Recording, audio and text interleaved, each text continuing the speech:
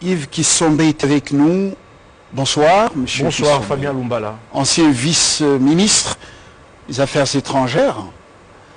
C'est ça. CC. En tout cas, membre du PRD et par conséquent appartenant au FCC. D'accord. Alors, Yves Kissombe, vous êtes juriste. Également, c'est ça votre formation initiale. Absolument. Voilà un juriste connu dans le pays. Éveil patriotique, mais Pascal Moukouna, le FCC, il perçoit une main invisible. Je ne dis pas une main noire, parce qu'on dit que nous sommes noirs. Alors, contre la cohésion, contre l'unité, cette main, où est-ce que vous l'avez vue? Est-ce que vous l'avez palpée? Absolument. D'ailleurs, elle est invisible aux yeux de l'opinion dans son ensemble, peut-être d'une certaine manière, parce que l'évèque, entre guillemets, Moukouna, prétend agir d'initiative, mais nous savons d'où ça vient. Ça vient d'où? Ça vient des ennemis du pays, qui sont contre la réussite de l'alternance démocratique pacifique, qui est un acquis. Il faut montrer les c'est qui exactement? Vous savez que je suis politique et que je suis aussi avocat, je suis juriste, donc je fais attention à ce que je dis pour ne pas être pris au mot de mauvaise foi, mais je vous dis que nous savons d'où cela vient.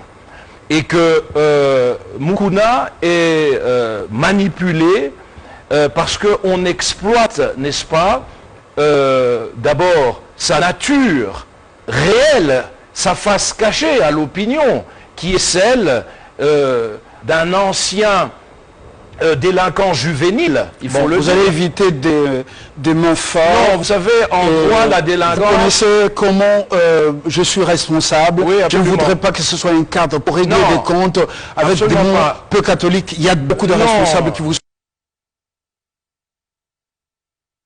En droit pénal, la délinquance, ce n'est pas une injure, c'est une identification.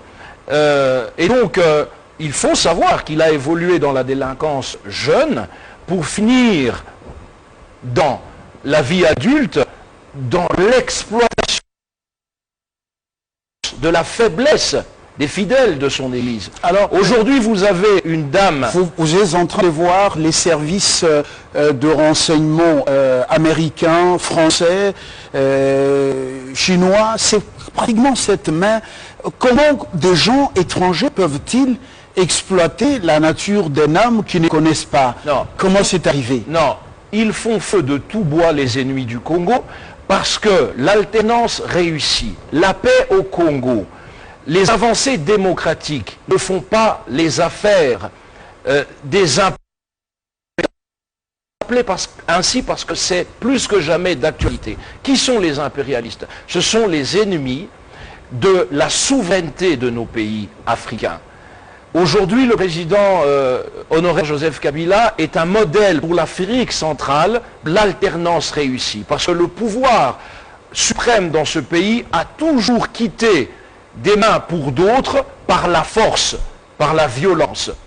Et pour la première fois, en RDC, nous avons un président de la République en son temps, Joseph Kabila, qui a réussi le tour de passe-passe, en réalité, par rapport à ceux qui ne voulaient pas de cette démarche. Parce qu'on veut maintenir le Congo dans l'asservissement. Donc, ils ont aujourd'hui, en 2019, vous dites que maintenant, ils cherchent à l'obtenir par le biais d'un certain éveil patriotique. Entre autres, vous savez, il ne faut pas surdimensionner un auteur de crimes de viol, de crimes d'escroquerie et autres, dont il est aujourd'hui à la face des yeux évident que des choses graves se sont passées. On laisse le magistrat faire son boulot. Je vous signale tout de même que lorsque je dis que nous savons d'où ça vient, vous avez suivi, vous savez, je n'ai pas un intérêt particulier à suivre cela, mais au moment où le révérend ou l'évêque ou je ne sais quoi, entre guillemets Moukouna, fait face à l'office du procureur général à Kinshasa, Gombe, il y a des pressions politiques pour qu'il soit soustrait de toute inquiétude par rapport à la nécessité légale,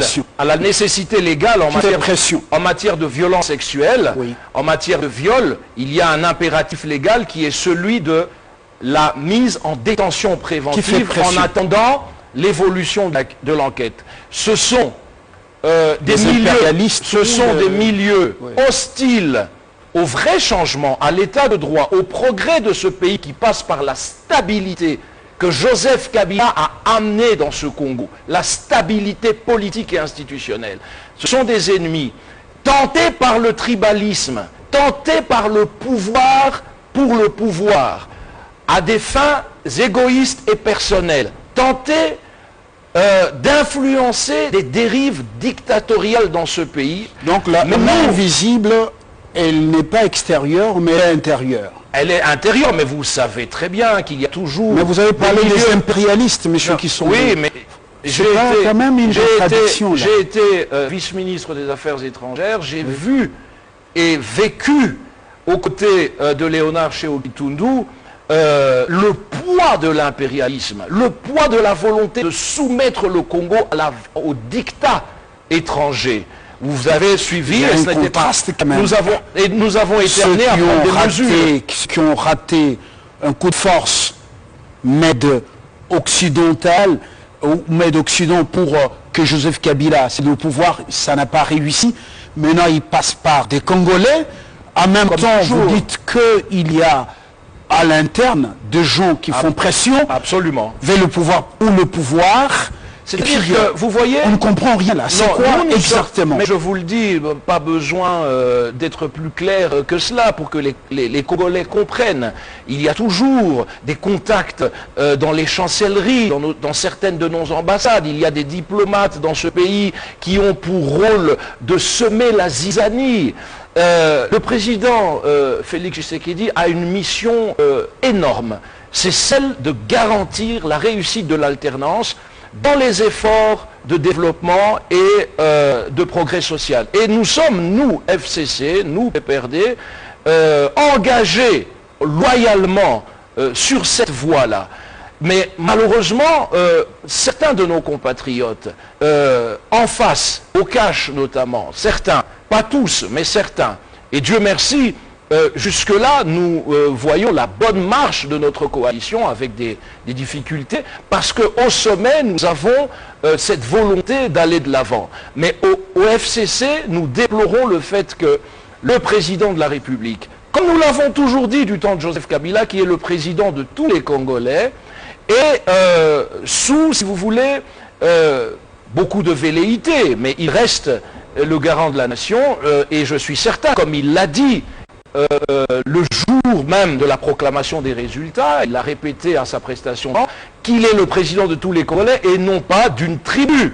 Certains veulent faire du président Félix-Antoine Tshisekedi un président de tribu.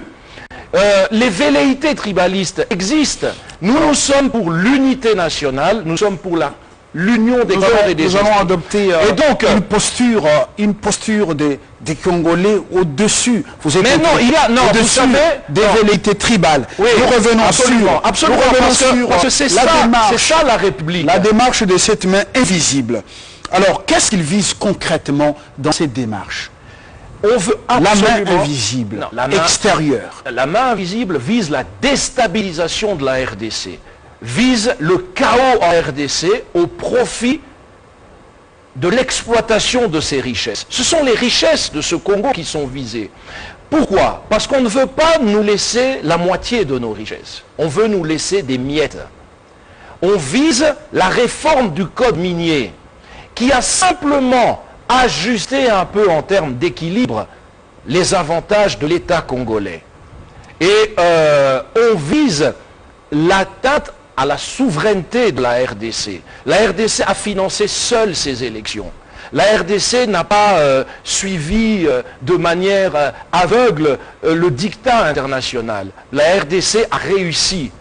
Souvenez-vous de l'influence impérialiste à la proclamation des résultats. Lorsqu'on a voulu instrumentaliser l'Union africaine pour que le président Félix Tshisekedi ne soit pas le vainqueur proclamé et reconnu. Voilà, et donc on en revient à cette voilà. L'histoire est connue. Oui, alors absolument. vous voyez là, une main invisible avec des laissons a fait du feu pour mettre à la case.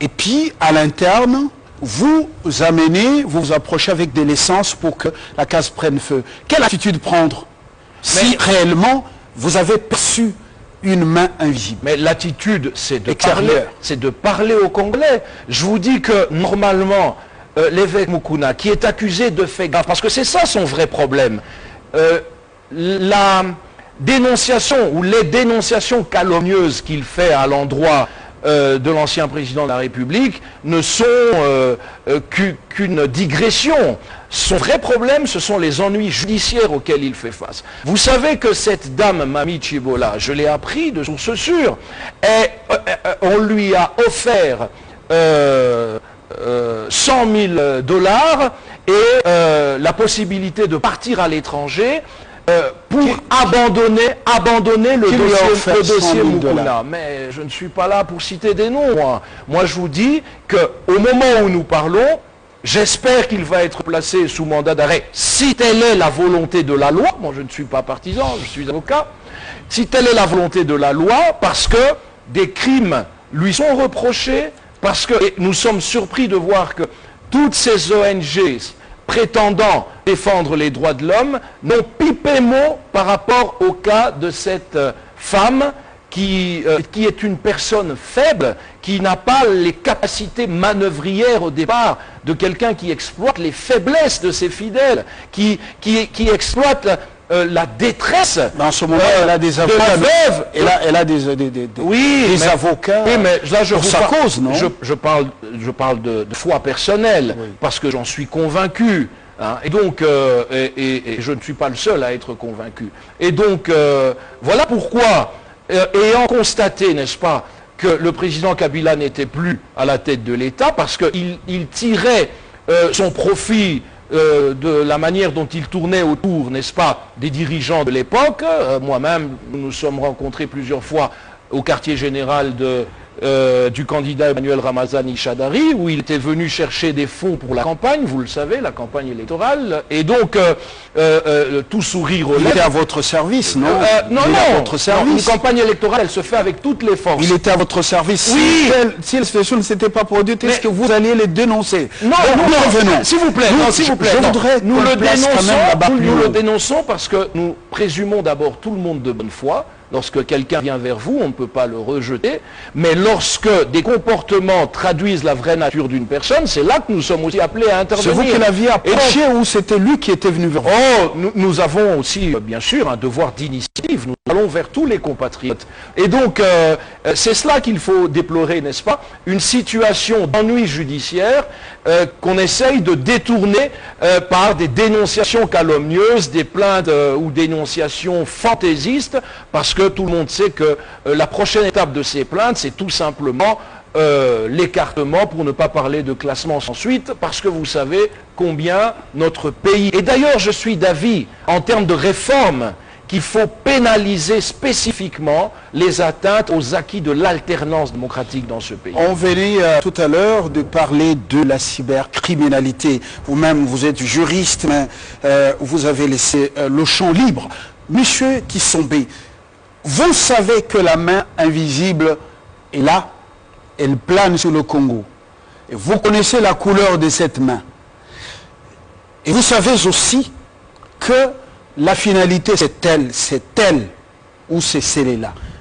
Alors, pourquoi vous ne bouchez pas les trous?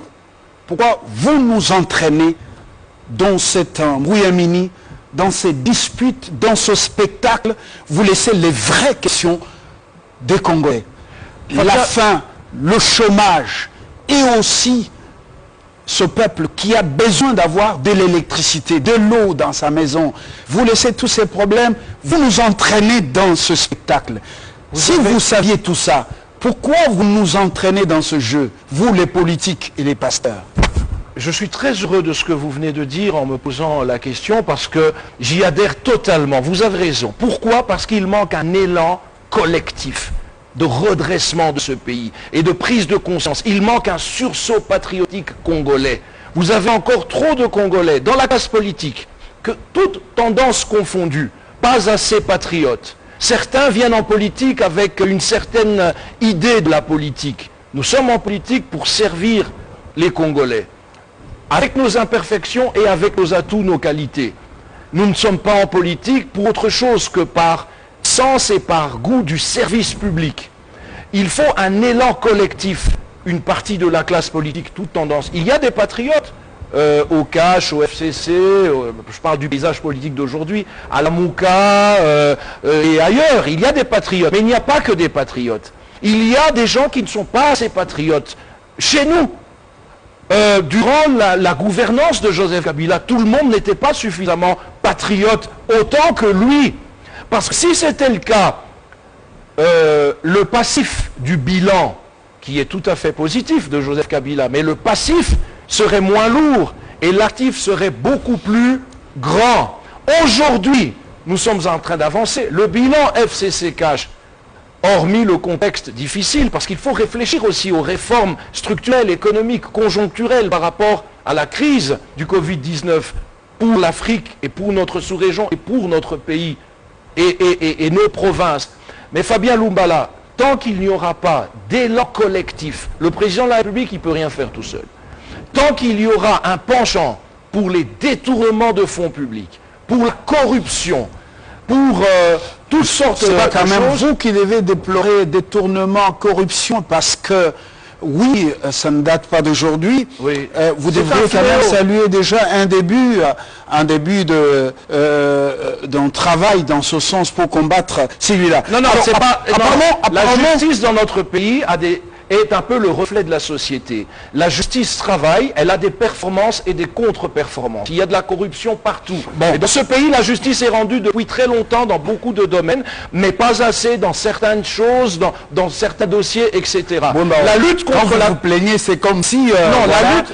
Vous étiez en dehors de... Non, je vous dis, les affaires.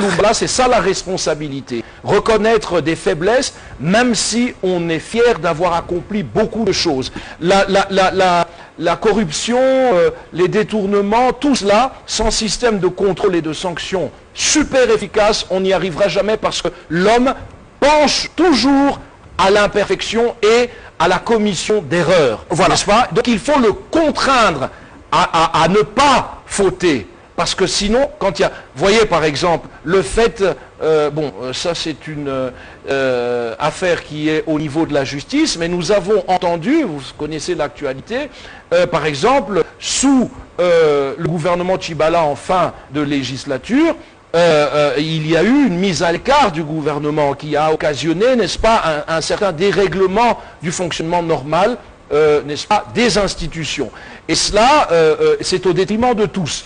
Maintenant, je n'interviens pas dans les affaires judiciaires, mais ce que je vous dis, c'est que... Moukouna est en justice, vous êtes en train de... Oui, parce que... Oui, non. enfoncer les clous. Oui, ben absolument. Mais pourquoi vous voulez prendre distance de ce qui se passe au niveau de Makala et puis vous m'enfoncez sur un délinquant, juvénile? Oui, bien sûr qu'il l'a fait dans la délinquance juvénile, qu'il a continué dans la criminalité à l'âge adulte. Ça, c'est ma conviction. Maintenant, au niveau de la justice, vous voyez que je suis avocat, je sais où sont mes limites dans mes propos par rapport aux affaires en cours. Je vous ai simplement dit que en matière de violence sexuelle, en matière de viol, la loi, la procédure pénale penche vers une privation de liberté le plus rapidement possible de la personne accusée. Peut-être que vous êtes en retard, il semble que... Oui, on a... Le juge, le magistrat a décidé de la... comment on appelle du mandat d'arrêt provisoire. Du mandat d'arrêt provisoire. Mais Fabien, si vous permettez, juste une seconde. Je ne suis pas en retard. À ma connaissance, il y a un mandat d'arrêt provisoire qui a été décerné contre le sieur Moukouna. À ma connaissance. Mais des pressions ont été pendant les heures vous répétez, voilà, exercer vous répétez. pour que ce mandat d'arrêt ne soit pas exécuté. Nous voulons tous l'état de droit.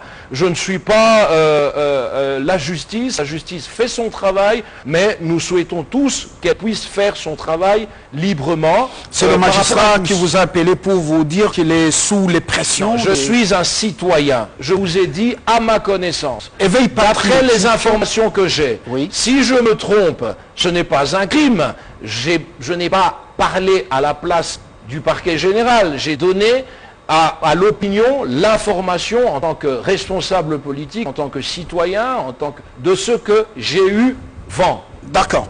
Alors, apparemment, certains observateurs commencent à comprendre qu'on veut laisser le peuple à côté et oublier ses soucis, ses problèmes, ses vrais problèmes, qu'à HFCC, vous vous êtes entendu pour distraire le peuple jusqu'en 2023.